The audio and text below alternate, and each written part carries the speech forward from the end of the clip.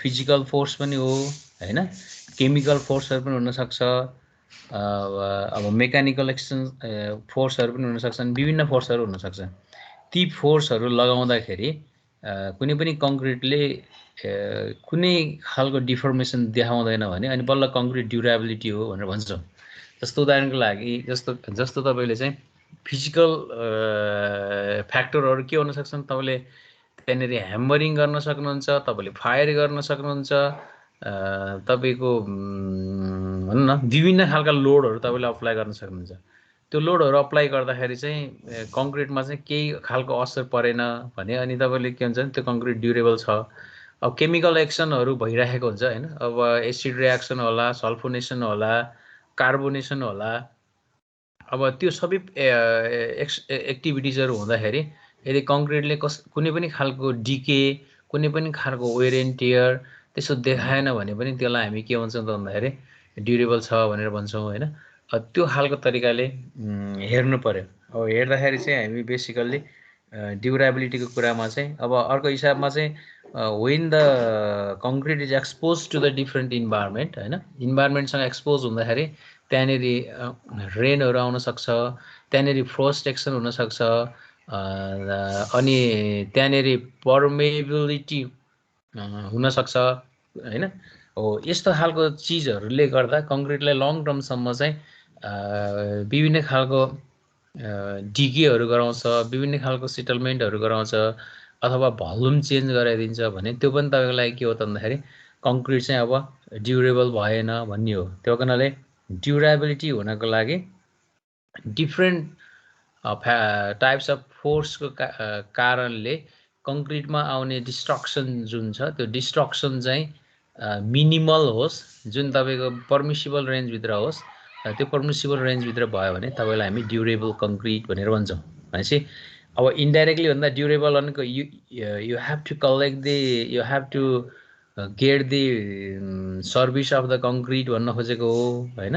How long it last भनेर भन्छौँ नि हामी, त्यस्तो खालको भन्न खोजेको हो। तर अब तर फेरि टेक्निकल टर्ममा के अरे ठ्याक्कै स्ट्रक्चरल टर्ममा भनेको when the load is applied on the concrete shouldn't be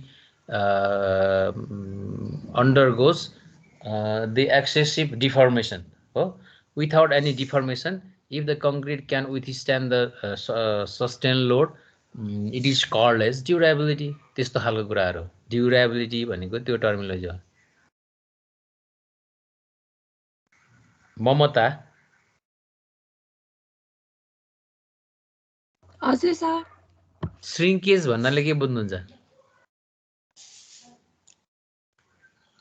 What do you mean by shrinkage? The word shrinkage.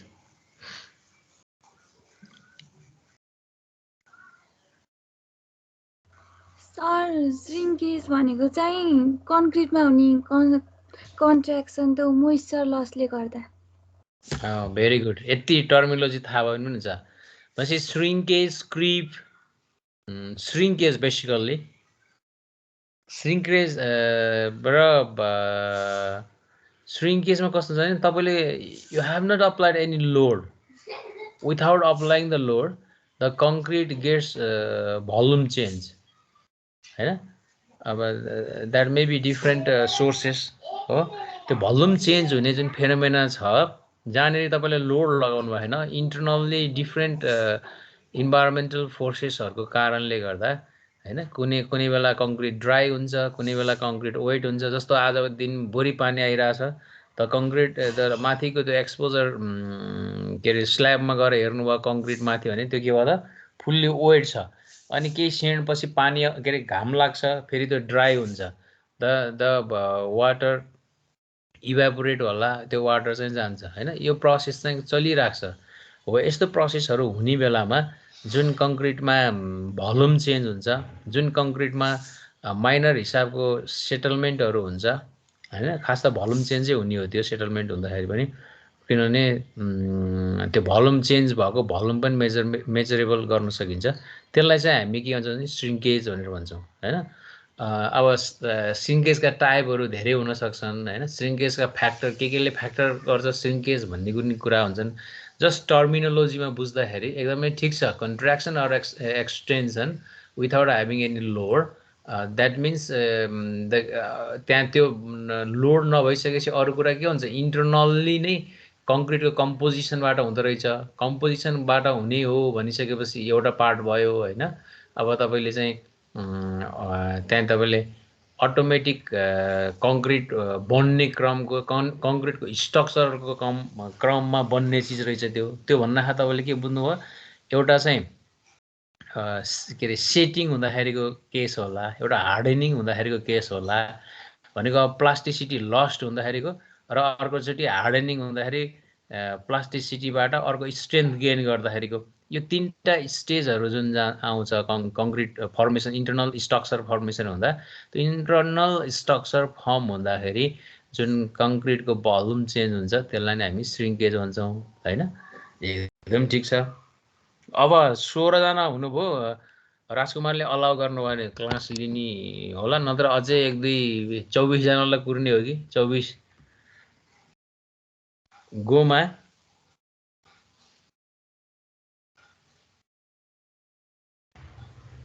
हजुर सर। अनि हाइड्रेसन भने के रहेछ? के भनेको रे सर? हाइड्रेसन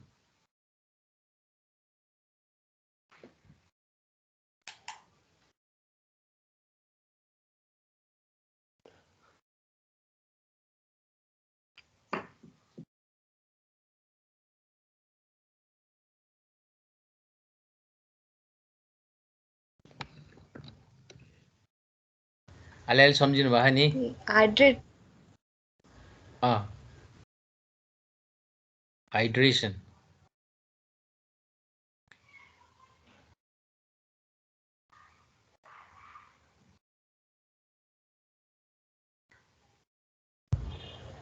त्यो वाटर मोलिक्युलहरू केमिकली बन्ड हुने।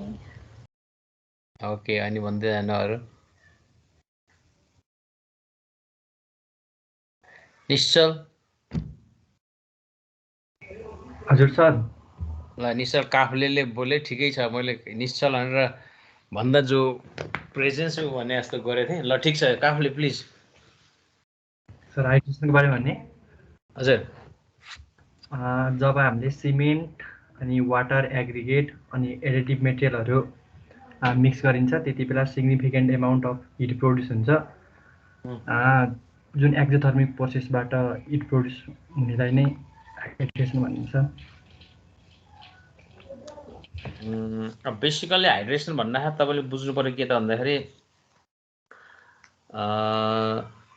वाटर र सिमेन्ट मात्रै हो त्यो एडिटिभ र एग्रिगेटहरू। अहिले कङ्क्रिटको बेसिसमा हामी जानु खोज्दैनौँ, पहिला सिमेन्टकै हाइड्रेसन फेनोमेना जे हुन्छ त्यो हाइड्रेसन फेनोमेनबाट डेभलप हुने बाइन्डिङ मेटेरियल अथवा सिमेन्टियस मेटेरियल अथवा जेल वाटेभर जेलले नै, अनि पछि चाहिँ त्यो तपाईँले भनेको जस्तो एडमिक्सचर अथवा एग्रिगेट अथवा एग्रिगेटको भन्दा फाइन एग्रिगेट, कोर्स एग्रिगेट सबैलाई के गर्छ त असर पार्छ, त्यो खालको कुराहरू है त।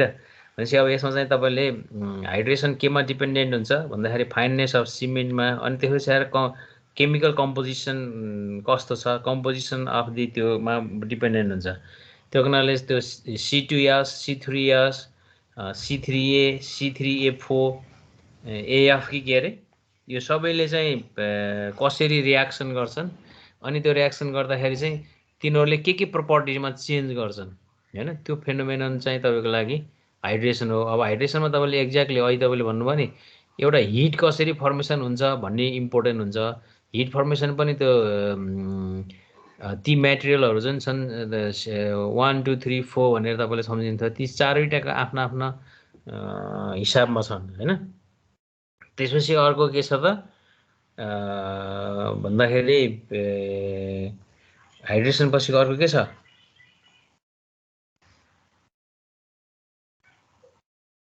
अनि अर्को स्ट्रेन्थ। एउटा चाहिँ हाइड्रेसनमा हिट कसरी जेनेरेट हुन्छ भन्ने थाहा पाउनु पऱ्यो, त्यो पनि इम्पेरिकल त्यो तपाईँले ग्राफहरू निकालिहाल्नु पऱ्यो कि ग्राफमा थाहा पाइहाल्नु पऱ्यो।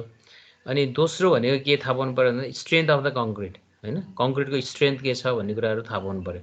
स्ट्रेन्थ अफ द कङ्क्रिटमा भनेको त्यो डिफ्रेन्ट मेटेरियलहरूले स्ट्रेन्थलाई चाहिँ अर्ली स्ट्रेन्थ र लेट स्ट्रेन्थ हैन कसरी के अरे भ्यारी हुन्छ अनि त्यो कुराहरू चाहिँ यसमा मेन आउने हो के। अनि अब यो कुराहरू भयो। रमेश मिक्स डिजाइन भने के र मिक्स डिजाइनमा के फ्याक्टरले असर पार्छ ल भन्नु त। रमेश राज जोशी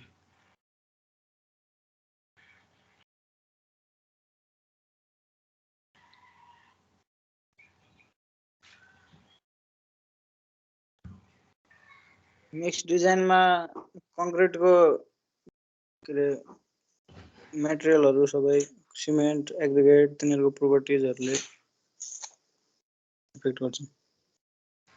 अरु वर्केबिलिटी ड्युरेबिलिटी स्ट्रेन्थहरूले इफेक्ट गर्छ। अब मिक्स डिजाइन भन्नाले के बुझिन्छ रे खास?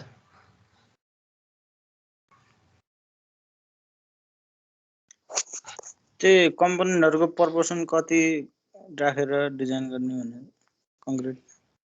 ओके, सबैभन्दा पहिला तपाईँले कस्तो भन्दाखेरि the process of determining the relative proportion of the cement sand aggregate of particular grade of the concrete as per the required concrete properties है।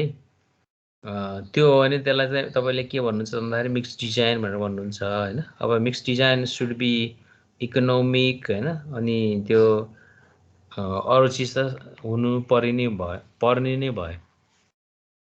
नम्बर 2 मिक्स डिजाइन भन्दा तपाईँले के बुझ्नु पर्यो भने तपाईँले भनेको कुरा ठिक छ, तर अब आउँदाखेरि अलि टु द पोइन्ट ट्याक आउनु पऱ्यो कि। एउटा चाहिँ हामी के हेर्छौँ त भन्दाखेरि एकदम मेटेरियलको क्यारेक्टरिस्टिक्स हेर्छौँ भन्दाखेरि पनि अब एउटा ग्रेड अफ द कङ्क्रिट बुझ्नुहुन्छ, कुन ग्रेडको कङ्क्रिट हो भन्ने थाहा पाउनु पऱ्यो।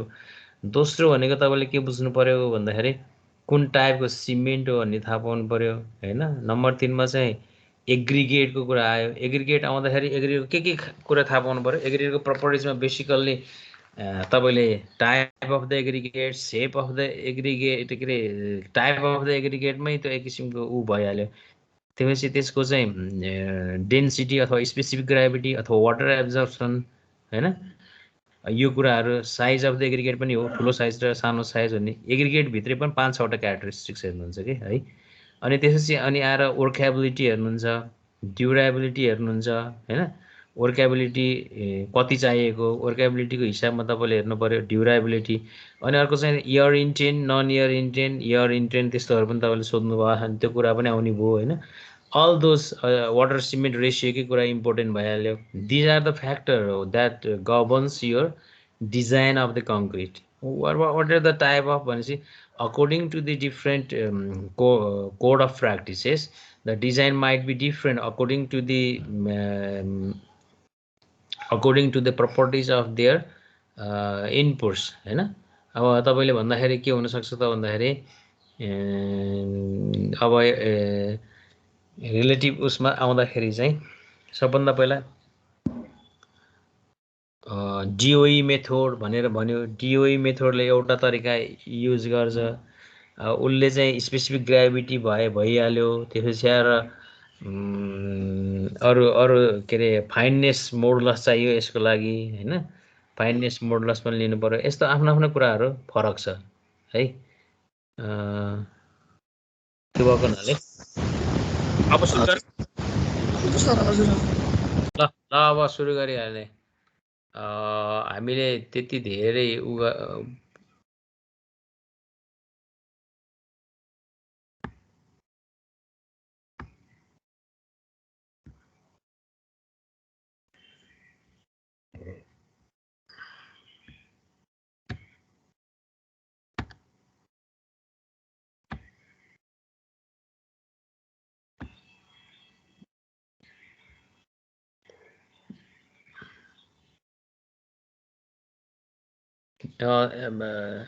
मेटेरियल इज शेयर भयो।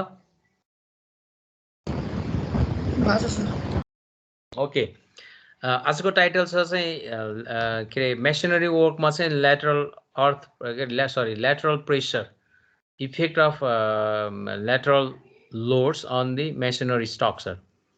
बेसिकली मेसिनरी स्ट्रक्चरमा ल्याटरल लोड भन्दा तपाईँले के बुझ्नुहुन्छ भन्दाखेरि when the structure is built from above the ground surface, ground surface, त्यतिखेर तपाईलाई आउने lateral force भनेको earthquake forceहरु मात्र हो, earthquake and the seismic load र wind load, हैन. Basically these are the load that produces the lateral load, and when the lateral load applies on the wall, then wall tends to deform or tends to beetle or tends to fracture, whatever. There may occur the cracks. हो, अब त्यस्तो हुने भएको हुनाले त्यसको response जतिखेर नि के हुने भन्दाखेरि हरिजन्टल फोर्सहरु जुन आइसकेपछि त्यसले उसलाई चाहिँ कुनै बेला रोटेसन गर्न खोज्ला, कुनै बेला स्लाइडिङ गर्न खोज्ला, कुनै बेला के रे विभिन्न इन्टरनल क्र्याकहरु डेभलपमेन्ट गर्देला, त्यो खालको हिसाबले चाहिँ त्यो फोर्सले काम गर्छ. अब तर हामीले के भन्यौ त भन्दाखेरि the brick masonry or whatever the masonry structure, it is stronger in a compression, whereas poor in the tensile. If there is the lateral load, it creates the shear force on the wall. That shear force, if properly do not distribute in a structural member, then it may cause the crack or displacement. यस्तो चीजहरु हुने गर्छ. त्यो भएकोनाले हामीले कुनै पनि के रे यो वालहरुमा lateral load आयो भने त्यसलाई कसरी प्रोटेक्ट गर्ने, त्यो लोडलाई प्रोटेक्ट गर्नको लागि कस्तो खालको डिजाइन गर्ने, यस्तो खालको इन्फर्मेसनहरु थाहा पाउनु पर्छ भन्ने भयो. त्यो भएकोनाले बेसिकली यसमा हामीले बुझ्न खोजेको पनि the earthquake caused the lateral load, हैन. अनि that lateral loadले नै अनि तपाईको के गर्छ त भन्दाखेरि वालहरुलाई एफेक्ट गर्छ भन्नु खोज्यो, हैन. त्यो इनर्शियल फोर्स भनेको पनि तपाईले बुझिहाल्नु भयो. अब इनर्शियल फोर्समा कस्तो हुन्छ भन्दाखेरि त्यो चाहिँ स्ट्याटिक लोड, स्ट्याटिक हिसाबमा चाहिँ एउटै पोजिसनबाट कन्सन्ट्रेट भएर लोड दिने चीज हो त्यो, हैन. त्यो चाहिँ कहिलेकाहीँ कस्तो हुन्छ भन्दाखेरि it depends upon the acceleration sometimes. If weight is assumed to be constant, that acceleration might be different according to the magnitude and the magnitude of the earth shaking, हैन. यस्तो हिसाबले पनि हेर्ने गरिन्छ. त्यो भएको हुनाले हामी के बुझ्छौं त भन्दाखेरि यसमा चाहिँ अर्थक्वेक चाहिँ मेन हो. अब फेरि तपाईले यस्तो भनिराख्दा तपाई यदि ग्राउन्ड भन्दा मुनि सम्झिनुस् है दिमागमा सबै. अहिले मैले ग्राउन्ड भन्दा माथि भने, अब ग्राउन्ड भन्दा मुनि हुनुहुन्छ, यो भन्दा तपाई ग्राउन्ड भन्दा मुनि हुनुहुन्छ भने त्यहाँनेरि तपाईले के गर्न सक्नुहुन्छ, ल्याटरल के रे त्यो अर्थ प्रेसरले पनि अर्थ प्रेसर जुन छ त्यो अर्थ प्रेसरले ल्याटरल लोडहरु अथवा ल्याटरल प्रेसरहरु डेभलप गर्न सक्छ. अनि त्यो ल्याटरल प्रेसरको कारणले गर्दाखेरि त्यो वालहरु पनि त्यहाँ पनि के हुन सक्छ त भनौं न विभिन्न खालको फेल हुन सक्छ. त्यो भएको हुनाले अब अहिलेको हकमा हामीले बुझ्नुपर्ने कुरा के हो भन्दाखेरि इफ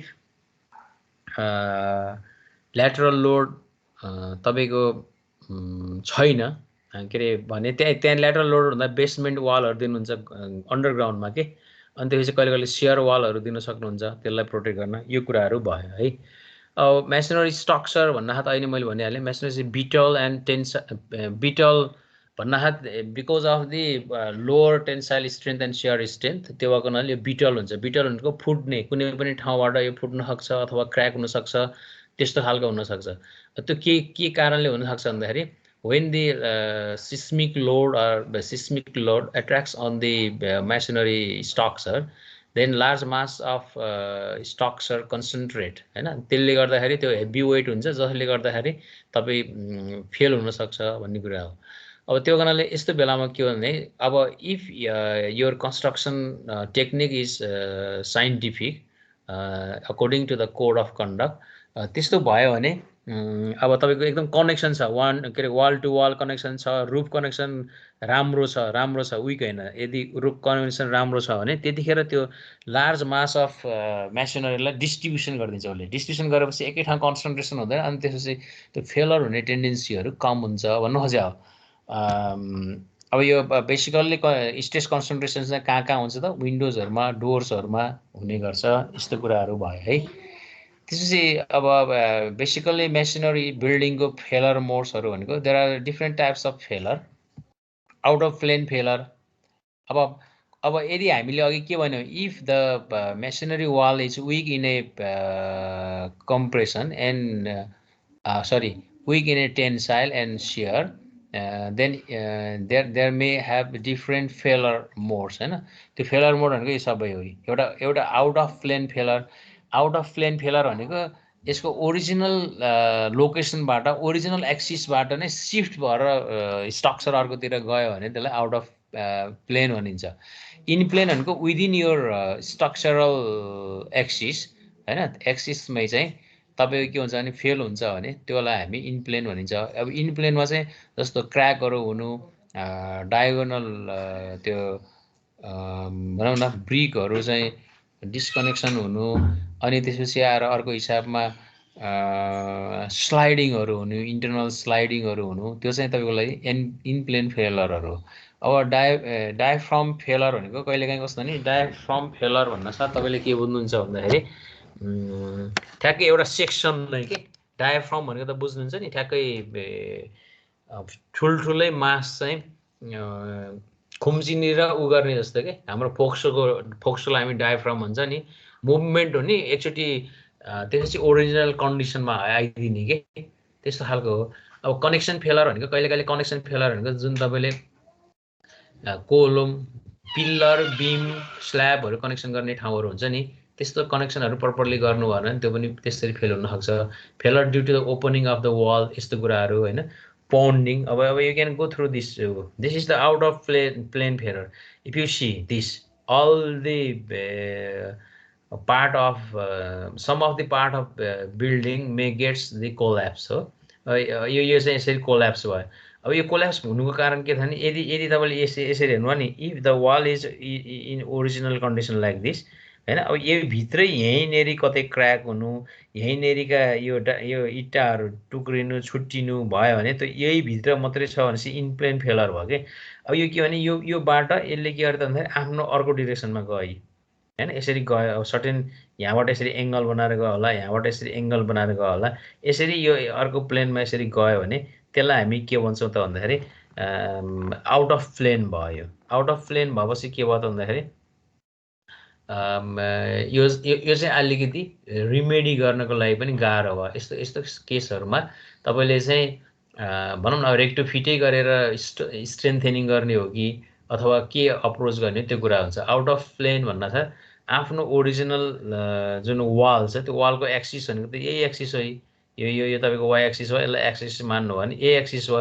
यही एक्सिसभित्रकै इनर साइडहरूमा यसरी भएको भए त्यो इन प्लेन हुन्थ्यो। यो बाहिर गइदिएको हुनाले यो स्ट्रक्चरली बाहिर गइदियो, त्यो हुनाले आउट अफ प्लेन फेलर भनिन्छ। यसमा ओभरटर्निङ हुने होइन त्यस्तो कुराहरू हुने गर्छ। अब आउट अफ प्लेन फेलर कसरी हुन्छ त भन्दाखेरि यदि अब अर्थक्वेक चाहिँ प्लेन तपाईँको त्यो एक्सिससँग पर्पेन्डिकुलर भएर आएको छ भने त्यतिखेर वाल चाहिँ ओभरटर्न अर बेन्ड हुन खोज्छ। अब त्यो ओभरटर्न र बेन्ड हुन खोजेपछि अब त्यसले चाहिँ त्यसलाई रेसिस्ट गर्न सक्दैन र अल्टिमेटली त्यो कोल्याप्सै हुने हो, पार्सियल हुने हो कि फुल हुने हो भन्ने कुरा हो होइन। अब त्यस्तो स्थिति भयो भने हामीले how to manage such type of failure भनेर भन्यो भने तपाईँले के भने तपाईँले चाहिँ एङ्करेज चाहिँ सफिसियन्ट इन यो चाहिँ हुने एङ्करेज अफ द वाललाई चाहिँ तपाईँले राम्रोसँग बाँध्नु भएन, अनि तपाईँले रुफहरूमा पनि बाँध्नु भएन, अनि वालहरू एकदमै लामो र हाइट के सिलिन्डर भनेको हाइट त्यस्तो बनाइदिनु भयो भने त्यस्तो केसमा चाहिँ यस्तो खालको आउट अफ प्लेन फेलर हुनसक्छ। अब त्यो नहुनको लागि चाहिँ हामीले गर्नुपर्ने के हुन्छ त भन्दाखेरि यिनै एङ्करेज राम्रोसँग प्रोभाइड गर्न पर्यो, रुफ र वालहरूको कनेक्टिभिटी हुनु पर्यो, अनि त्यसपछि स्लेन्डरनेस रेसियोलाई मेन्टेन गर्ने गरी वाल बनाउनु पर्यो, जोमेट्रिसिटीलाई स्टेबल गर्नु पर्यो भन्ने कुराहरू हुन्। अब यी देखिहाल्नु नि इन प्लेन फेलर भनेको तपाईँले यसरी लोड पठाउनु भयो तर तपाईँको चाहिँ यहीँ फेल हुने के यहीँ भित्रभित्रै यो जस्तो यो प्लेन भयो, यो एक्सिस भयो भने यहाँ तपाईँको लोड आएपछि यहीँनेरि फेल भयो। त्यो फेल भएपछि तपाईँले के गर्नुभयो त भन्दाखेरि भर्टिकल ग्राभिटी फोर्स यो इन प्लेन फेलर हिसाबमा भयो है। अब इन प्लेन फेलर चाहिँ त्यतिखेर कस्तो हुन्छ भन्दाखेरि इन प्लेन फेलरमा चाहिँ अर्थक्वेक चाहिँ परपेन्डिकुलर भन्दा नि प्यारलल तरिकाले जान्छ। अनि प्यारलल तरिकाले जाने भएको हुनाले अब जब प्यारलल लोड आउँछ भनेपछि त्यो त सियर फोर्स आउने हो। त्यो सियर फोर्सले चाहिँ सियर लाई अफ गर्न सक्छ अथवा बेन्ड गर्न सक्छ। अनि त्यसपछि यसले के अरे डायगोनल एक्स क्र्याक्सहरू अकर हुन्छ हो, डायगोनल क्र्याक्सहरू अकर हुन्छ। अनि यो चाहिँ vertical cracks at wall intersection and separation of the corners of two walls spalling of the material भनेको यसको त्यो दुई तिनवटा, एउटा कर्नर्स अफ द टु वाल्सको मा सेपरेसन हुनसक्छ, स्पेलिङ अफ द स्पेलिङ भनेको त्यो मेटेरियलहरू चाहिँ छुट्टिन सक्छन् हो। अब इटाको पार्नु हुनसक्छ, प्लास्टरको मेटेरियलहरू हुनसक्छन्, त्यसरी चाहिँ हो। जस्तै देख्नुभयो नि इनप्लेन फेलहरू ढाक्राकै ड्याङ्गै भत्काए पनि छैन। अनि त्यसपछि फेरि नम्बर अफ क्र्याकहरू पनि तपाईँले देख्नुहुन्छ। यो हेर्नुहोस् त, यी इनप्लेन फेलरहरू ट्याक्क यो के अरे भनौँ न यो सिलमा गएछ, यो लिन्टेलमा गयो, यी भन्नुहोस् न यो लिन्टेलमा गयो। यस्तो कर्नर पोइन्टहरू चाहिँ विक हुँदो रहेछ। यी कर्नरको हेर्नुहोस् त कन्टिन्युएसन देखाए। यहाँनिर अझ यो के भयो त, कर्नरमै अझ यो खानेपानीको लाइन होला अथवा के को लाइन होला, यहीँट देख, यसले गर्दा नि यो विक भयो होला। यसरी चाहिँ तपाईँको के हुन्छ त, क्र्याकहरू डेभलप हुन्छ र यसलाई हामी चाहिँ इनप्लेन फेलर भनेर भन्छौँ। अब डायफ्रम फेलर भनेको कस्तो भने, डायफ्रम फेलर भन्दाखेरि तपाईँको ठ्याक्कै त्यो एउटा component of the structure mitigates the collapse होइन। अब त्यसमा चाहिँ हेरे यसरी तपाईँको ठ्याक्कै यो वालको यो पोर्सनै सबै आउनसक्छ, यो वालको यताको यो पोर्सनै आउनसक्छ, यसरी यो रुफ नै सर्लक्कै जान सक्छ। यहाँ हेर्नु त यो यसमा के भयो, यो माथि राखेको रुफ चाहिँ सर्लक्कै गयो। यो रुफ गयो भनेको के भयो भनेको तपाईँले यहाँनिर रुफमा बनाउनु पर्ने जुन स्ट्रक्चर थियो त्यो स्ट्रक्चर चाहिँ राम्रोसँग बनाउनु भएन, अनि यसलाई एन्करेज गरिदिनु भएन, अनि माथिबाट पनि त्यस्तै तरिकाले के अरे जुन टेक्निक्स युज गर्नुपर्ने थियो त्यो गर्नु भएन। त्यो भएको हुनाले यो यसरी डायफ्राम तरिकाले फेल भयो। अब यस्तो चाहिँ अब यसमा चाहिँ कस्तो छ भन्दा डायफ्राममा चाहिँ यो किन हुन्छ यस्तोमा भन्दाखेरि, जब एङ्करिङ राम्रोसँग हुन, एङ्करिङ भनेको बाँध्ने भने हो साथीहरू, टेन्सन नलिनु। दुईवटा चिजलाई कसरी बाँध्ने, बाँध्दाखेरि स्टिच लाएर तपाईँले दुईवटा कागजलाई जसरी स्टिच लाउनुहुन्छ, स्टिच लगाएपछि एक ठाउँमा बस्छ र त्यो दुईवटा छुट्टै हिँड्न पाउँदैन भने हो।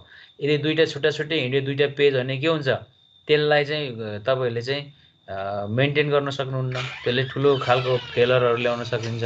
यो कुराहरू यसमा आउँछ। त्यो हुनाले अब त्यो एङ्करिङ भएन भने के हुन्छ त भन्दाखेरि सियर फोर्सलाई चाहिँ त्यो जुन डिस्ट्रिब्युसन गर्नुपर्ने हो नि डिफ्रेन्ट वालहरूमा, एउटा त्यो डिफ्रेन्ट वालहरूमा डिस्ट्रिब्युसन गर्ने कुराहरू चाहिँ नहुन सक्छ र त्यसले गर्दाखेरि चाहिँ तपाईँलाई चाहिँ यो डायफ्राम फेलहरू हुन सक्छन्। अब कनेक्सन फेलर भनेको अब यस्तो भयो, सपोज अब तपाईँले यहाँनिर वालहरू लगाउँदाखेरि जुन देखाउनुहुन्थ्यो, अब यसमा चाहिँ कनेक्सन हुनुपर्ने भनेको के हो त, यहाँनिर बोन्डिङहरू मिलाउनु पर्ने थियो होला, कुनै बेला स्ट्याकिङ गरेर चाहिँ हेड अथवा अर्को भाषामा भन्दा स्ट्रेचर र त्यो खालको इङ्ग्लिस के बोन्ड भन्नु, त्यो बोन्डको हिसाबमा अर्को ठ्याक्कै यो वाल र यो वाल जोड्ने कर्नर हो नि त, कर्नर मिलाउँदाखेरि चाहिँ यसलाई चाहिँ कसरी गरिन्छ त त्यो कर्नर मिलाउने बेलामा। जस्तो कुनै इट्टा पहिला निकालेर त्यहाँ अर्को ग्याप राखेर फेरि अर्को राखेर यो की जस्तो निकालेर कीमा जोइन्ट गर्ने हो कि, अथवा एउटा ठुलो इट्टाले बिचबाट जोइन्ट गर्नु पर्थ्यो कि, यस्तो खालको कुराहरू चाहिँ यहाँ नगरिएको कारणले गर्दाखेरि यो अर्थक्वेक जाने बेलामा यस्तो जोइन्टहरू चाहिँ जान्छ होइन। कनेक्सन फेलर भन्ने कुरा त्यही हो। अब यहाँ हेर्नु नि डिफ्रेन्ट कम्पोनेन्टहरू ABPA भनेर जुन भन्नुभयो, यिनीहरूको त विभिन्न खालको फोर्सहरू त आफ्नो तरिकाले आइरहेको हुन्छ। अनि यो राम्रोसँग तपाईँले यसलाई प्रपरली गर्नु भएन, के अरे टाई अफ गर्नु भएन भने, टाई अफ भने के हो, यो र योलाई तपाईँले के अरे एङ्कर गर्नु होला, यो र योलाई तपाईँले कहीँ बोल्ड गर्नु होला, अथवा यो र योलाई जोइन गर्दाखेरि कुनै अर्को रेन्फोर्समेन्टको हिसाबले मिलाउनु होला, यो कुराहरू भयो। Failure due to the opening of the wall. Opening of the wall भनेको if there are the number of openings, अब यो झ्याल छ, यो ढोका छ, यो झ्याल छ भनेपछि यो चाहिँ तपाईँको लागि ओपनिङ्स भयो। अनि ओपनिङ्सले कहिलेकाहीँ के भन्छ भन्दाखेरि तपाईँको अर्थको लागि कहिले कहिले ओपनिङ्स पोजिटिभ पनि हुन्छ कहिले कहिले त्यो ओपनिङ्सहरू फेरि के हुन्छ भन्दाखेरि नेगेटिभ हुन्छ त्यो त्यसको हिसाबमा है यो यहाँनिर यहीँ झ्याल राख्ने यहीँ झ्याल राख्ने यहीँ ढोका राख्ने बरु यो झ्याल नराखिदिएको हुन्थ्यो कि तपाईँलाई स्ट्रक्चरल पोइन्ट अफ भ्यूबाट हेर्नु पऱ्यो यो तपाईँले अब भेन्टिलेसन र अर्को हिसाबमा त जति झ्याल राख्यो उति ठिक होला जति तपाईँले झ्यालहरू राख्नुभयो उति चाहिँ के हुनसक्छ भन्दाखेरि रिक्सहरू हुनसक्छ होइन फेलरहरू हुनसक्छ अर्थक्वेक जाँदाखेरि यस्तो कुराहरू हो अब खास ओपनिङ्स भयो भने के हुन्छ त त्यसले चाहिँ फोर्सहरूलाई फ्लो गर्न एउटा वालदेखि अर्को वालसँग जान दिन्न हो अनि large opening in the shear wall reduces the strength of the wall against the inertial force भनेको लार्ज ओपनिङ सियर वालमा छ भने त्यसले के गर्छ भन्दाखेरि इनर्सियल फोर्सलाई चाहिँ रेसिस्ट गर्छ अनि त्यसले गर्दाखेरि चाहिँ ऊ हुन सक्छ अनि results diagonal cracks in the area of masonry between openings and cracks at the level of opening हो त्यस्तो चिजहरू हुनसक्छ अनि त्यो कारणले सकेसम्म ओपनिङहरू कम हुनु पऱ्यो र त्यो कर्नरभन्दा अलि टाढा हुनु पऱ्यो त्यो कारणले हामीले कर्नरमै ओपनिङ्सहरू पनि सिधै राख्नुहुन्न त्यो कारणले यति कर्नरबाट यति डिस्टेन्स टाढा भनेर राख्नुपर्ने हुन्छ अब अर्को यसो पाउन्डिङ अब पाउन्डिङ भन्नासाथ यो पनि एक किसिमको अर्थक्वेक जाँदाखेरि हुने फेलर हो जस्तो पाउन्डिङ भन्नासाथ तपाईँले के बुझ्नु पऱ्यो भने अब डिफ्रेन्ट बिल्डिङहरू चाहिँ अहिले बजारको हिसाबले बिल्डिङहरू के हुन्छ सबै एडजस्टेन्ट बिल्डिङहरू कनेक्सन गरेर बनाइएको हुन्छ बनाउँदाखेरि कस्तो हुन्छ भन्दाखेरि यो एउटा हाइटको भयो यो अर्को हाइटको भयो यो अर्को हाइटको भयो तिनवटा बिल्डिङहरू फरक हाइटका छन् डिफ्रेन्सियल हाइट भएपछि यसले यसलाई लोड दिने भयो यतातिरबाट यसले लोड दिन्छ यसले यता लोड दिन्छ अनि यसरी दिने भएको हुनाले कहिलेकाहीँ यो बिल्डिङ चाहिँ यो दुईवटा बिल्डिङको एक्स्ट्रा लोडहरू आएर पनि अर्थक्वेक जाँदा एकदम सिभियरली यो फेल हुनसक्छ कि यस्तो खालको चिजलाई चाहिँ हामी ऊ भन्छौँ त्यो कारणले अब हामीले के गर्छौँ भन्दाखेरि यस्तो खालको लाई बचाउनको लागि तपाईँले यहीँ सियर वालहरू बनाइदिन्छ कि सियर वाल भनेको तपाईँलाई थाहा छ नि रेन्फोर्समेन्ट हुँदै कङ्क्रिटिङै गरेर यहीँ माथिसम्म सेयर वालहरू यता पनि यसरी सेयर वालहरू दिन सकिन्छ अनि त्यसपछि सेयर वालले के गर्छ भन्दाखेरि त्यसरी आएको जुन पाउन्डिङ फोर्सहरू छ त्यो भनेको पनि एक किसिमको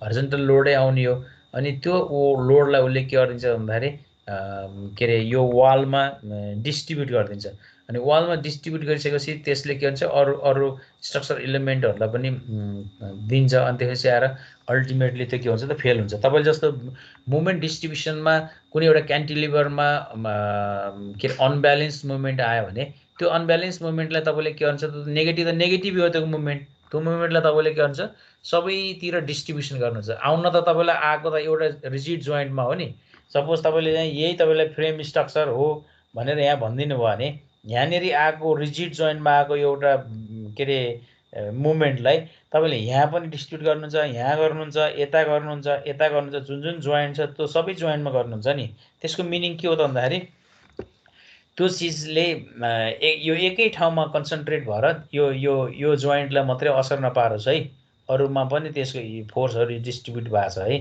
इफेक्टहरू डिस्ट्रिब्युट भएको छ है भन्ने खालको मिनिङ चाहिँ त्यसले दिने हो कि त्यो भएको हुनाले त्यो पाउन्डिङ इफेक्टमा पनि यो चिजहरू हेर्नुपर्ने हुन्छ अब कहिलेकाहीँ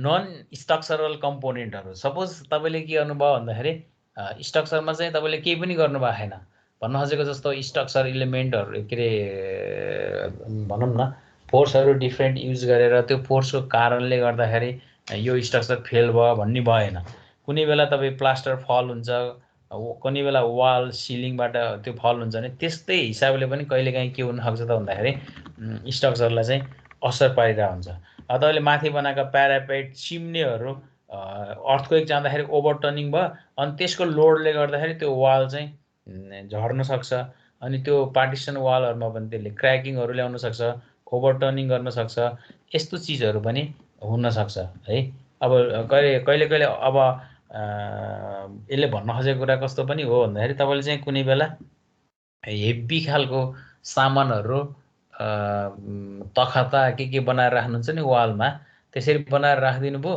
अनि अर्थक्वेक जाँदाखेरि तिनै चिजहरू खसेर त्यो अब्जेक्टहरू खसेर जस्तो अब सडनली फलिङ अब्जेक्ट जस्तै मानिदिनु न त्यसरी खसेर चाहिँ स्ल्याबहरू अरूलाई चाहिँ असर पार्ने भयो भने त्यसलाई चाहिँ हामी मेसिनरी के अरे ऊ भन्छौँ के त्यो नन स्ट्रक्चरल कम्पोनेन्ट भन्छौँ। ल यो पार्ट पहिलो पार्ट हो। यसमा तपाईँले के बुझ्नु पर्यो भने what is the type of failure actually the in a machinery structure मा अकर हुन्छ हैन, त्यो कुरा पहिले थाहा पाउनु पर्यो। त्यो तपाईँले बेसिकली इन प्लेन फेलर र आउट प्लेन फेलर मात्रै भन्ने थाहा पाए हुन्छ। इन प्लेन फेलरमा के हुने भयो त, एउटा स्प्लाइलिङ अफ मेटेरियल हुने भयो, अर्को डायगोनल क्र्याकहरू जेनेरेट हुनु पर्यो, अर्को भनेको स्लाइडिङ हुनसक्छ। यस्तो भयो भने आउट प्लेनमा चाहिँ रोटेसनै हुनु पर्यो कि डिस्टर्सनै हुनु पर्यो। त्यस्तो भयो भने त्यसलाई हामी के भन्छौँ त भन्दाखेरि आउट प्लेन फेलर र इन प्लेन फेलर भनेर भन्छौँ। अब त्यस्तो फेलर भयो भने अब इन्जिनियरहरूले कसरी कन्स्ट्रक्सन गर्ने त, how to provide the safer from your engineering techniques so that the wall non bearing structure can resist the earthquake. अब कहिले कहिले हामी के भन्छौँ भन्दाखेरि झन् के अरे लोड के यो आरसिसी स्ट्रक्चर भन्दा नन लोड बेरिङ स्ट्रक्चरहरू चाहिँ भन्दाखेरि त्यति डिभास्टेटिङ त्यति डेमेज भएको छैन भन्ने कुरा सुन्ने गर्नुहुन्छ डाटाबेसमा हेर्दा हैन। अब त्यो त्यस्तो नहुनको लागि के बनाउने त भन्ने कुराहरू भयो। त्यस्तो नबनाउनको लागि तपाईँले सबैभन्दा पहिला त अब स्ट्रेन्थ र ड्युरेबिलिटीको कुरा गर्दाखेरि के अरे सेफको कुरा गर्दाखेरि त सबैभन्दा पहिला तपाईँले 2-3टा कुराहरू थाहा पाउनु पर्यो। एउटा चाहिँ स्ट्रेन्थ भनेको मेटेरियलको स्ट्रेन्थ चाहिँ तपाईँले कसरी बढाउने, how do you improve the strength of the masonry unit. Strength of the masonry unit भन्दा तपाईँले के बुझ्नु पर्यो भन्दाखेरि the brick should be first class, brick should be strong, brick should not have the more water absorption as per the permissible. यो खालको पहिला थाहा पाउनु पर्यो। त्यसपछि आएर मोटार त्यस्तै हुनु पर्यो। अनि तपाईँको कन्स्ट्रक्सन गर्दाखेरि वर्कमेनसिप हिसाबले कन्स्ट्रक्सन जुन बोन्डको गर्नुहुन्छ नि के अरे वालको बोन्डिङ गरेर त्यो चिज राम्रो हुनु पर्यो। अनि बल्ल हामी अल्टिमेटली के भन्छौँ भन्दाखेरि the strength of masonry unit is perfect, strength of masonry unit is good enough to withstand the load भन्छौँ हैन। त्यो कुरा पहिला स्ट्रेन्थमा ख्याल गर्नु पर्यो। स्ट्रेन्थमा ख्याल गर्नु भनेको मेटेरियलको कम्पोजिसनबाट बन्ने मेसिनरी युनिटको स्ट्रेन्थ भन्न खोजेको। दोस्रो भनेको डक्टिलिटी। अब डक्टिलिटी भन्न खोजेको कुरा के भने अघि नै हामीले के भन्यौँ भने when the lateral load either in terms of wind, either in terms of earthquake load, either in terms of seismic load, sometimes either in terms of lateral earth pressure, त्यो हिसाबले आयो। ल्याटरल अर्थ प्रेसर पनि तपाईँको लागि के आउँछ त, अन्डरग्राउन्डमा त आउँछ। यो यसरी आइरहेको के अरे फोर्सहरूले जहिले पनि के गर्छ त भन्दाखेरि स्ट्रक्चरलाई डिफर्मेसन गर्न खोज्छ, जहिले पनि स्ट्रक्चरलाई सेटलमेन्ट गर्न खोज्छ। सेटलमेन्ट चाहिँ vertical of, vertical down, lift of, lift down, sync जे पनि हुनसक्छ हैन, इल्डिङ जे पनि हुनसक्छ, रोटेसन जे पनि हुनसक्छ। त्यस्तो खालको कन्डिसन, किनभने तपाईँले स्ट्रक्चर टर्मिनोलोजी तपाईँले कन्सिस्टेन्सी डिफर्मेसन मेथड भन्नेमा पढ्नु भएको छ नि त। सिङ्क भनेको के हो, लिफ्ट भनेको के हो, रोटेसन भनेको के हो, उस्तै पाराले नि इल्डिङ भन्यो भने के हो हैन। यो कुराहरू फरक छ नि। हो यस्तो खालको चिजहरू कुनै पनि हुनसक्छ यदि विक भयो भने।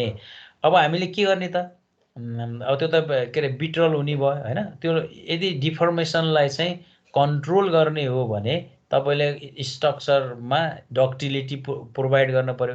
डक्टिलिटी प्रोभाइड गर्ने भनेको के हो त भन्दाखेरि कुनै पनि तपाईँले स्ट्रक्चरमा तपाईँले लोड लगाउनु भयो अनि यदि if your material is ductile, when that load is removed then your deformation regains its original condition to some extent if you have the good ductility। भन्न खोजेको जस्तो इलास्टिक लिमिटमा भयो भने लोड निकाल्न साथ तपाईँको ओरिजिनल कन्डिसनमा आयो। डक्टाइल कन्डिसनमा आउँदाखेरि, डक्टिलिटीको कन्डिसनमा आउँदाखेरि के हो त, त्यो चाहिँ एक किसिमको फेलर चाहिँ फेलरै हो डक्टिलिटीको के अरे आउने बेलामा पनि। तैपनि त्यो फेलर कस्तो हो त भन्दाखेरि when the material have the sufficient ductility then it can absorb some energy to release the deformation, total deformation भन्छ है कहिले कहिले। त्यो नखोजेको कुरा के हो त भन्दाखेरि जस्तो तपाईँले प्लास्टिक हिन्ज फर्मेसन भनेर स्ट्रक्चरमा पढ्नुभयो भने प्लास्टिक हिन्ज फर्मेसन भनेको अर्थ के भने due to the ductility of the material that plastic hinge can withstand the movement अथवा लोड हैन टु सम एक्सटेन्ट हैन not the sustainable mode to some extent तरिकाले त्यसले चाहिँ लोडलाई चाहिँ तपाईँलाई त्यसले लिइराख्छ डिफर्मेसनलाई नै उसले बियर गरिराख्छ तर त्यो लङ टर्म नहुन सक्छ यसको मिनिङ जब तपाईँ चाहिँ अर्थक्वेक जान्छ अर्थक्वेक जाँदाखेरि बिल्डिङभित्र बसिरहेका मान्छेहरू बाहिर भागाभाग गर्नको लागि जति समय लाग्छ यदि तपाईँसँग डक्टिलिटी छ भने त्यो एकैचोटि कोल्याप्स हुँदैन त्यो स्लोली कोल्याप्स हुँदाखेरि तपाईँहरू बच्न सक्नुहुन्छ ड्यामेज हुनबाट बच्न सक्नुहुन्छ भन्न खोजेको डक्टिलिटी हुँदाखेरि कम्प्लिटली अर्थक्वेकलाई रेसिस्ट नै गर्छ भन्न खोजेको होइन यो दुईटा डक्टिलिटी प्रोभाइड गर्नुहोस् ताकि तपाईँले चाहिँ सिभियरिटी अफ द ड्यामेजेसलाई चाहिँ कन्ट्रोल गर्न सक्नुहुन्छ इम्प्रुभ गर्न सक्नुहुन्छ भन्न खोजेको तेस्रो भनेको configuration if the geometricity of your masonry structure you can design on the basis of that configuration हामी के भन्न सक्छौँ त भन्दाखेरि स्ट्रक्चरको shape size integrity number and position of ओपनिङ्सको हिसाबबाट त्यो वाल चाहिँ हाम्रो स्टेबल छ भनेर भन्न सक्छौँ ठिक छ ओके अब हेर्नु नि यहाँ if you lateral load earth यस्तो आयो भने what are the resisting element अब हेर्नु लिन्टेल ब्यान्डमा यसरी लोड आयो हैन पुलिङ अफ द लिन्टेल ब्यान्डलाई यसरी लिएर हिँड्न थाल्यो सर्लक्कै हिँड्न थाल्यो त्यसलाई प्रोटेक्ट कसरी गर्ने there you provide this things हैन वुड स्पेसर्स भनेर यहाँ राख्नुभयो अनि त्यसपछि स्टिल लिङ्क्स भनेर यहाँनिर राखिदिनु भयो यो दुईटाले के गर्छ भन्दाखेरि त्यो लोडलाई छ नि त्यो ल्याटरल लोडलाई अब यतातिर सबैतिर डिस्ट्रिब्युसन गर्छ कि यो वाल सबैतिर डिस्ट्रिब्युट गर्छ अनि यसले चाहिँ यो यहाँबाट कनेक्सन अर्कोतिर छ भने त्यहाँ डिस्ट्रिब्युसन गर्छ जसले गर्दाखेरि अब भनौँ न 10-20 किलो न्युटन लोड आएको थियो भने यहाँनिरको कन्सन्ट्रेसन के अरे 5 होला यहाँनिर 10 होला अर्कोतिर 5 होला यसरी डिस्ट्रिब्युट हुन्छ क्या त्यो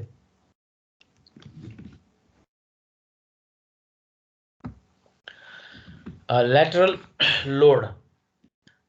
लोडको हिसाबमा पनि अब यो कसरी लाग्छ भन्ने कुरा यो ल्याटरल लोडहरू लाग्ने होला नि कर्नरमा अझ डेन्जर भएर लाग्छ यो त डायाफ्राम भनेको यो यहाँनिर यसरी क्र्याकहरू देखियो होइन यो सबै कर्नरमा यसरी जान्छ सोए हुने खालको तरिकाले आउँछ भन्ने कुरा हो होइन अब तपाईँले चाहिँ यदि यो सिल ब्यान्डहरू भयो भने अब यसमा केही पनि यो सिल ब्यान्ड भनेर दियो तपाईँले तल्लो अनि यो चाहिँ तपाईँ लिन्टेल ब्यान्ड भनेर दियो त्यहाँ त रेन्फोर्समेन्ट बार हुन्छ त्यस्तो भयो नि हेर्नु यो वाल चाहिँ फेलरै भएन भनेको चारैतिरले डिस्ट्रिब्युसन गरेको हुनाले यसले त डक्टिलिटी मेन्टेन गर्यो त डक्टिलिटी मेन्टेन गरेको हुनाले यसले चाहिँ केही न केही के गर्छ त रेसिस्ट गर्न सक्छ त्यो कारणले हामीले वालहरूमा सिल ब्यान्ड लिन्टेल ब्यान्डहरू प्रोभाइड गऱ्यौँ भने त्यसले गर्दाखेरि अर्थक्वेक जाने बेलामा सजिलो बनाउँछ के अरे सेफ गराउँछ भन्नु खोज्यो अब यहाँनिर कस्तो छ भन्दाखेरि अब यो त्यो कारणले ल्याटरल रेसिस्टिङ अर्थ इलिमेन्ट के अरे इलिमेन्टहरू के राख्नु त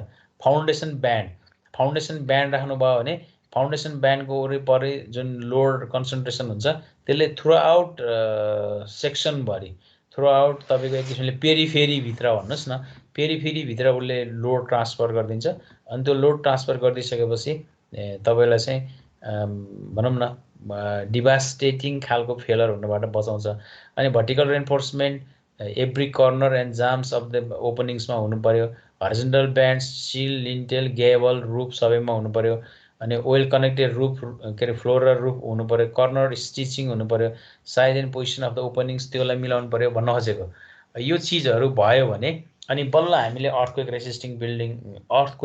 रेसिस्टिङ इलिमेन्टहरू डिजाइन गर्ने हुनुभयो अनि त्यसको आधारमा तपाईँ अर्थक्वेक रेसिस्ट छ है भन्नुहुन्छ जस्तै यही हो कुरा तपाईँ के भयो this is your corner stitch यो वाल र यो वाललाई चाहिँ फिक्स गर्नको लागि तिनीहरू भोलि विभिन्न खालको लोडहरू आउँदा नि यता र उता नचलोस् भन्नको लागि यहाँनिर फिक्स गर्नुभयो दोस्रो यो सिल लेभल भयो सिल लेभलमा चाहिँ यो खालको ब्यान्डहरू तपाईँले दिनुहुन्छ। यो चाहिँ तपाईँको फाउन्डेसन ब्यान्ड भयो होइन। अब अहिले जति पनि अर्थक्वेक गइसकेपछि पछि के अरे गोर्खा जहाँ जहाँ तपाईँको बनाएका छन् यस्तै नेचरका घरहरू बनाएका छन्, तपाईँले पनि हेर्नुभयो होला होइन। अब त्यसपछि यो भनेको के अरे लिन्टेल ब्यान्ड, त्यो लिन्टेल ब्यान्ड। अब यसमा के गरिन्छ भन्दाखेरि यो मैले तपाईँलाई देखाएको थिएँ तपाईँको साथीहरूलाई आज। कस्तो भन्दाखेरि तपाईँको ट्याक्क त्यहाँ दुईवटा रड हुन्छ, त्यो रडलाई तपाईँले अलिकति बाँध्नुहुन्छ होइन। अब त्यो स्टिरफ तरिकाले बाँध्नुहुन्छ, अनि बाँधिसकेपछि मोटार नै हाल्नुहुन्छ। यहाँ भनेको कङ्क्रिटै चाहिन्छ भन्ने पनि छैन। त्यही अब 1:6 को वालको लागि जुन मोटार बनाउनु भयो त्यही मोटार राख्नुहुन्छ, अनि मोटारमा अलिअलि बरु सिमेन्टको मात्रा पनि बढाउनुहुन्छ, अनि त्यो गरेर यो खालको ब्यान्डहरू बनाउँछ। यो सिल भनेको यो के छ के अरे झ्यालको तल्लो पार्टलाई सी भनिन्छ, माथिल्लो पार्टलाई झ्याल र ढोका सबैलाई नै मानिन्छ। यो मान्न चाहिँ यो चाहिँ लिन्टेल भनिन्छ हो। अब यो लिन्टेललाई सबै किन यस्तो गरियो त भन्दाखेरि अघि नै तपाईँले थ्योरीमा के पढ्नु हो, वालको कर्नरहरू जुन जोइन्टहरू छ यो कर्नरहरू यस्तोमा अलि विक हुन्छ, त्यो विक भएको हुनाले यसलाई म्यानेज गर्नुपर्छ भन्ने कुराहरू हो। अब यो भनेको तपाईँले अब गेबल ब्यान्ड, यो गेबल ब्यान्डहरू भनेको यहाँनिर तपाईँ राख्नुहुन्छ होइन। यो रुफिङको लागिहरू हो। त्यो गेबल ब्यान्डले अब यहाँनिर माथि टक्क यहाँ राख्यो भने यसले तपाईँलाई के गर्छ त भन्दाखेरि माथिको टिनको यहाँ सेप भएपछि यसले त्यसलाई बाइन्ड गर्छ। बाइन्ड गरिसकेपछि पनि त्यो सजिलो के अरे स्ट्रङ हुन्छ भन्ने कुरा। अब यो कन्फाइन्ड मेसिनरी भनेको यो बुझि नै हाल्नुभयो, सबैको कम्बिनेसनको हिसाबबाट यसरी बनाइन्छ भन्ने कुरा हो। अब कहिलेकाहीँ कस्तो हुन्छ भन्दाखेरि अब कसरी बुझ्नु पर्यो भन्दाखेरि हामीले बेसिकल्ली डिफ्रेन्ट खालको कोड अफ प्र्याक्टिसबाट तपाईँले कर्नरहरूमा के राख्ने होइन, कसरी टाई गर्ने, अनि तपाईँको अर्को प्रिन्सिपल पनि छ।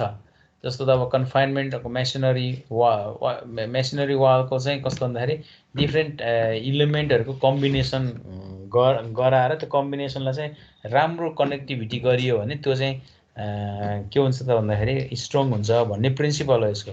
अब यसमा बेसिकल्ली तपाईँले अब यो भन्दाखेरि अब हाम्रो उद्देश्य भनेको चाहिँ के हुन्छ त भन्दाखेरि डिफ्रेन्ट इलिमेन्टहरू, जस्तो अब भर्टिकल र ल्याटरल लोड दुवैलाई रेसिस्ट गर्ने खालको के अरे तपाईँले त्यो डक्टिलिटी बढाउने मेटेरियलहरू, अनि इन्ट्रिगिटी टु द स्ट्रक्चर चाहिँ एकदम कनेक्टिभिटी एकदम अच्छा हुनु पऱ्यो सबै। भनेको अब कोलम र बिम र स्ल्याब, कहिले हामी के भन्छ भन्दाखेरि विक कोलम स्ट्रङ बिम, अनि कहिले विक बिम स्ट्रङ कोलम, स्ट्रङ बिम स्ट्रङ कोलम विक फाउन्डेसन, अनि त्यसपछि आएर विक कोलम स्ट्रङ फाउन्डेसन, या स्ट्रङ के अरे विक के अरे फाउन्डेसन स्ट्रङ कोलम, यस्ता विभिन्न खालका कम्बिनेसनहरू छन्। त्यो तपाईँले अब आरसिसीमा अलि राम्रोसँग बुझ्नुहुन्छ त्यो इन्फर्मेसनहरू होइन। अब अहिलेको हिसाबले चाहिँ तपाईँले के बुझ्नुहुन्छ भन्दाखेरि यो अब हामीले चाहिँ यो बिमहरू टाई बिमहरू किन प्रोभाइड गरिन्छ, टाई बिमले के काम गर्छ होइन, टाई बिमको उद्देश्य के, तपाईँले हामीले टाई बिमको उद्देश्य भन्दाखेरि तपाईँले पहिला पढ्नु भएको नि। जस्तो के अरे विभिन्न कोलमहरूमा चाहिँ सोयहरू अब एउटै हुन्छ भन्ने एजम्सन गर्नुहुन्छ। हरिजन्टल्ली मोसनमा एउटै सोय हुन्छ भन्नुभयो होइन। एउटा फ्लोरमा एउटा सोय हुन्छ, अर्को फ्लोरमा अर्को सोय हुन्छ। त्यो हामीले के एजम्सन गरेको, हामीले एक्सटेन्सिबल के मेटेरियलहरू यस्तो के अरे तिनीहरू फिक्स छन् भने त्यो खालको स्थिति हो। यदि तपाईँले त्यो मेटेरियलहरू फिक्स छैन र त्यो खालको छ भने त्यो के अरे इच जोइन्टमा चाहिँ विभिन्न खालको सोयहरू हुनसक्छ होइन, सोयहरू डिफ्रेन्ट हुनसक्छ। अनि त्यो सोयहरू डिफ्रेन्ट भयो भने टाई बिमले के गरिदिन्छ त भन्दाखेरि एउटा अब सेन्ट्रलमा एकदमै धेरै सोय छ भने त्यो सोयलाई अर्कोतिर चाहिँ डिस्ट्रिब्युट गर्न सक्छ। त्यसले गर्दाखेरि त्यो सेन्ट्रलमा अब क्र्याक हुने, सेन्ट्रलमा अलि डेन्जर हुने स्थितिलाई के अरे यसले कन्ट्रोल गर्यो। यस्तो कुराहरू हो यसमा होइन। अब यो देखि नै हाल्नुहुन्छ फ्लोर र रुफको स्ल्याब के अब यो चिजहरू यसरी यो बुझ्नुहुन्छ कोलम बिम कन्फाइनमेन्ट कसरी गरिरहेछन्, वाल कसरी यो भित्र यो गरेर चाहिँ यो सबै स्ट्रक्चरको हिसाबमा चाहिँ अब हामीले कुन कुन ब्यान्डहरू दिइरहेछौँ यहाँनिर यो ब्यान्डहरू पनि तपाईँले थाहा पाउनुभयो। यी प्लिन्थ लेभलकोमा यो ब्यान्ड छ, कङ्क्रिट ब्यान्ड अथवा पिसिसी हुनसक्छ यो होइन। यस्तो कुराहरू चाहिँ यहाँनिर आउँछ। अनि अर्को अब फाउन्डेसन के अरे कन्फाइन्ड मेसनरी र आरसी फाउन्डेसन के अरे फ्रेम चाहिँ कसरी अब स्ट्रिप फुटिङमा कस्तो हुन्छ, आइसोलेटेड फुटिङमा कस्तो हुन्छ, यो चाहिँ तपाईँले चाहिँ पछि पढि नै हाल्नुहुन्छ, किनभने यो थ्रली नै हेर्नुपर्ने हुन्छ। यहाँनिर कस्तो कस्तो भन्दाखेरि यो अब जोइन्टहरूमा चाहिँ यसरी आउँदाखेरि चाहिँ अब कसरी राख्ने हो त, यो यसलाई हामी स्टिरअप भनेर भन्छौँ। अनि त्यसपछि अब यहाँनिर टर्मिनोलोजी चाहिँ डेभलपमेन्ट लेन्थ कसरी राख्ने, एङ्करेज कसरी, यहाँनिर बिम छ अनि बिमबाट आएको यो रड कतिसम्म तल झार्नुपर्छ, अनि यहाँबाट यो रडहरू कतिसम्म टाढा यसकोबाट कति लेन्थसम्म टाढा राख्नुपर्छ। अनि त्यसपछि यिनीहरू सबैको के अरे यो र यसको बिचको डिस्टेन्स कति हुनुपर्छ।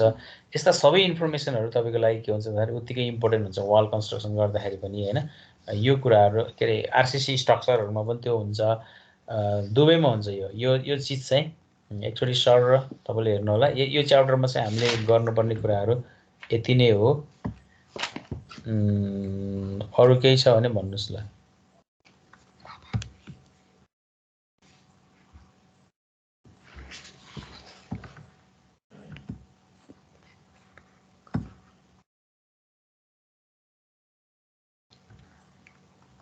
Rajkumar, if you have any queries, please you can ask.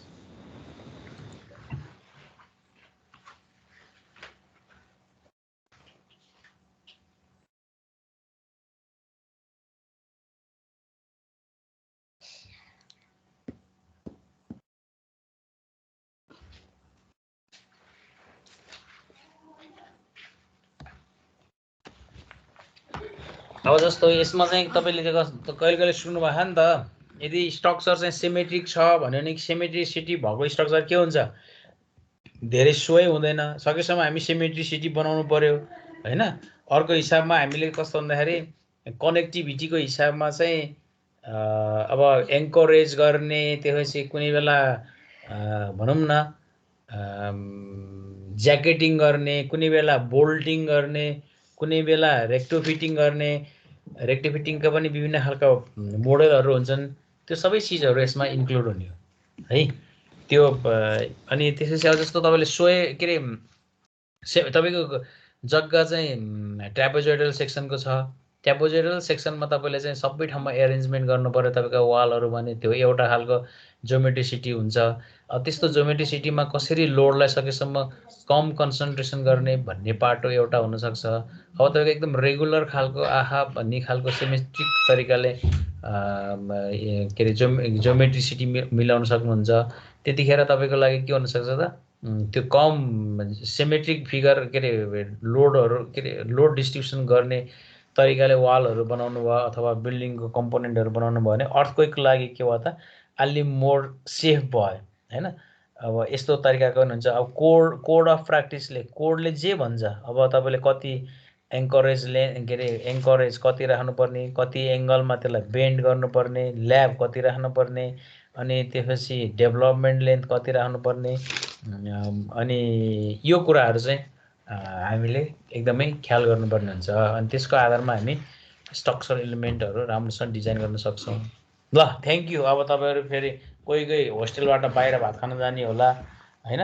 हामीले 9-10 बजे पछि कोहीलाई पनि इन्ट्री गर्न हुँदैन भनेर उर्दी पनि जारी गरेका छौँ। अब त्यो भएको हुनाले अब ल have a good night. Hello sir.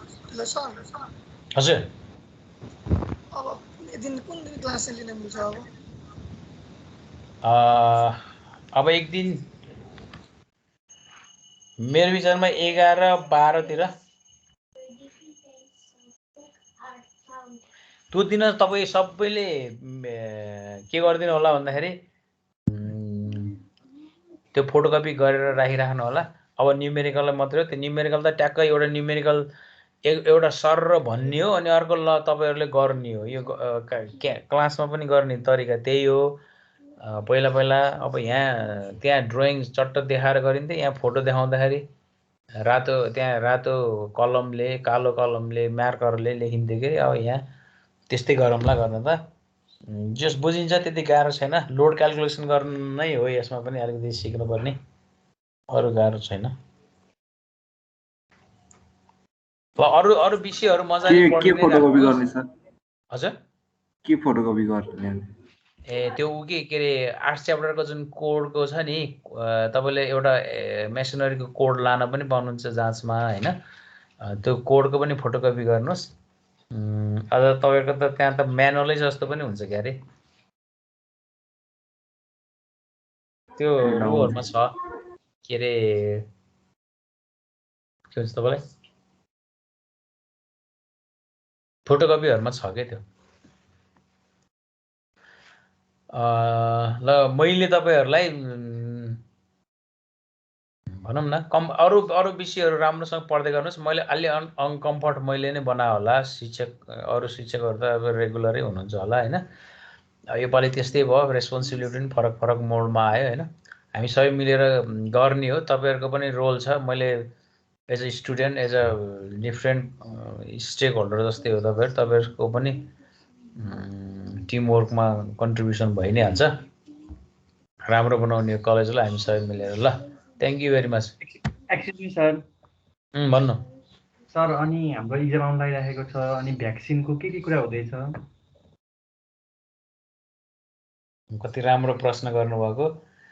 अब कहिलेकाहीँ कस्तो हुँदो रहेछ भने भाइ, अब मैले तपाईँलाई गफ गरे जस्तो तपाईँले मान्नुहुन्छ। मैले मेरो तर्फबाट I have spent more than 5 days to get the अब भनौँ न भ्याक्सिनेसन्स फर आवर स्टुडेन्ट्स भनेर लागेको राख्दाखेरि हामी तपाईँले एउटा चाहिँ भन्न के सक्छौँ भन्दाखेरि एकदम रियालिटी के हो भने आवर डिमान्ड अथवा our demand is endorsed in a cabinet meeting and finally they accepted our proposal. यो एउटा चाहिँ पोजिटिभ न्युज हो, त्यति चाहिँ भएकै हो होइन। अब वेन एन्ड वेयर भन्ने कुरामा चाहिँ वेयर पनि लगभग के अरे हाम्रो डब्लुआरसी नै हो। वेन भन्नेमा उहाँहरू चाहिँ तपाईँले सेकेन्ड डोज पनि दिने त्यो म्यानेजमेन्टको हिसाबले अब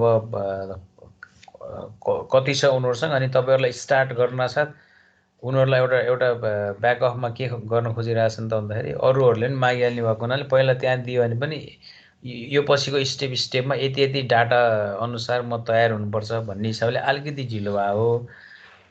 अब फेरि हाम्रो यतातिरको नेचर पनि अब हामीलाई अलिकति साइलेन्टली केही कामहरू गर्ने योजनामा पनि हुनुहुन्थ्यो, तर साइलेन्टली गर्न सकिने स्थिति नहुँदो रहेछ होइन। अब सबै आफ्नो आफ्नो हिसाबको इन्ट्रेस्टमा पनि हुनुहुन्छ फेरि।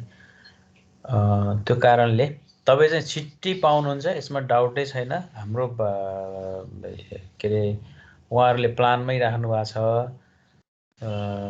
अब केही दिनपछि सम्भवतः आई होप दिस विक, आज कति गते, आज मैले दिस विक भन्यो भने अबाउट 13 सम्म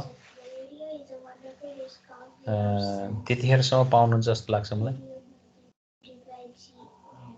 सर, अनि यो पहिलो डोज लगाइसकेपछि त्यसको 3 हप्तापछि अर्को डोज लगाउने हो नि त, अनि त्यो अर्को 3 हप्तापछि डोज लगाउने बेलामा इक्जाम पर्नु के गर्ने? अनि त्यो इक्जामले त केही असर पारेन, त्यो बेलामा पनि उनीहरू आउन त परि नै हाल्यो। अब त्यतिखेर तपाईँहरूको सेड्युल अनुसार इक्जाम भइरहेको बेलामा कस्तो भन्दाखेरि कुन ग्रुपको के हुन्छ त्यसलाई अलिकति मिलाउँला।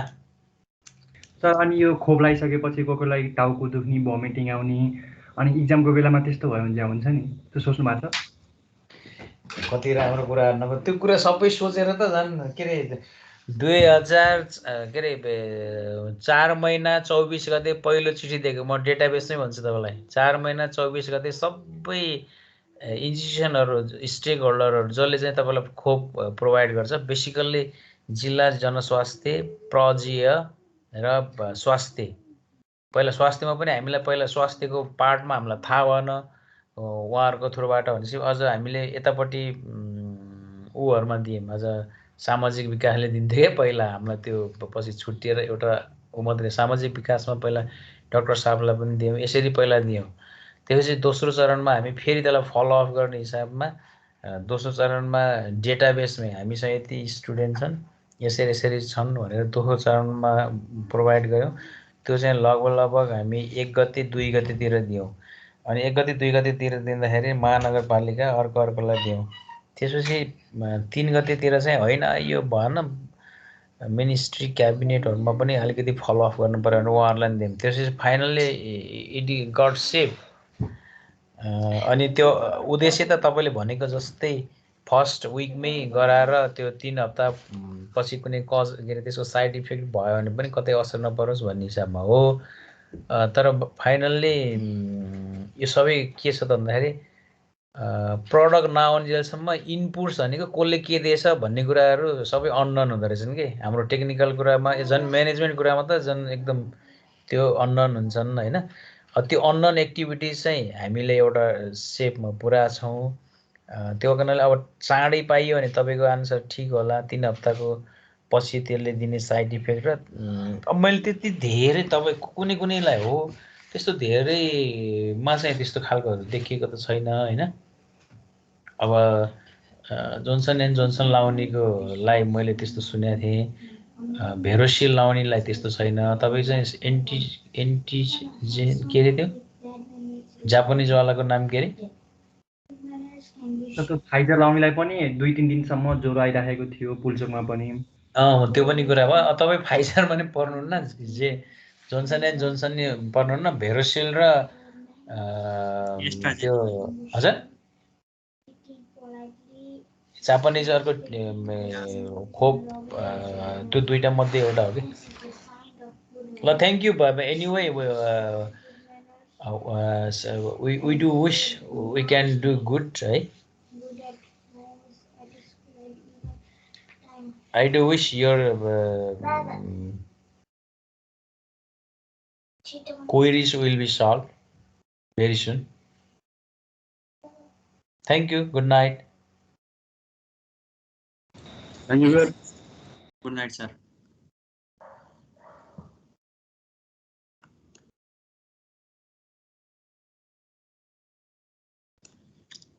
एक हप्तामा खोप त त्यसो भए तिमीले त लगाइसक्यो होइन मामा लगाएँ फेरि लगाइदिउँ केही हुन्न इन्डियामा थर्ड डोज नै लगाइराख्नु रे तीन महिना बस्यो होला नि अब डोजवाला थियो नि एउटा मिम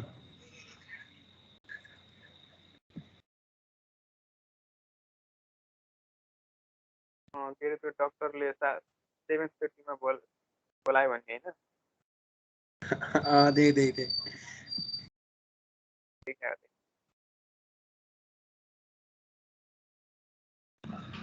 ल शुभरात्रि केटा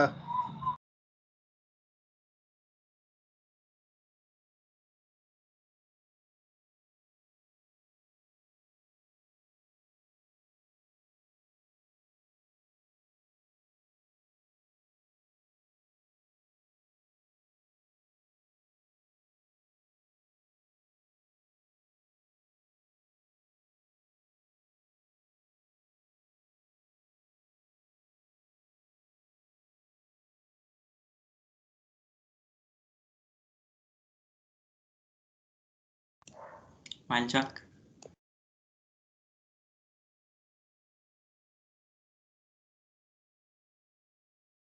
म मात्र रहेछु त यार म नि छु सरले के भन्ने त नि भेरोसिल कि एस्ट्राजेनिका पाइन्छ अरे कुन अनि जोन्सन लाउने अरे नि त हामीले जोन्सन आउँदैन अरे जोन्सन फाइजर आउँदैन अरे के हो फाइजर भनेको फेरि फाइजर अमेरिकन ओ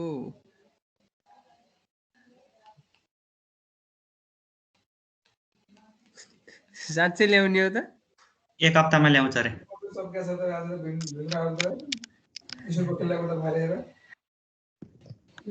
ल ल्याओस् बाल।